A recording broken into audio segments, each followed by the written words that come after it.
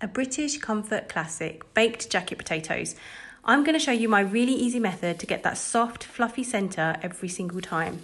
Now, I know lots of people cook their jacket potatoes in the microwave, but I think it's not the same as a baked potato that's been baking for a good hour in the oven. So you want to start off by wrapping your baking potato in some foil and you want to bake it in the oven on gas mark 8 for around an hour. If you like crispy skin on your jacket potato, then all you need to do is just remove the foil and bake it for a further 10 to 15 minutes towards the end. So whilst that's baking away, you want to make the filling, and today I'm making a tuna sweetcorn mayo. So you need a tin of tuna to which you want to add in some sweetcorn mayo, salt, black pepper and a bit of hot pepper sauce for that extra kick. Then you want to mix it well until it's well combined.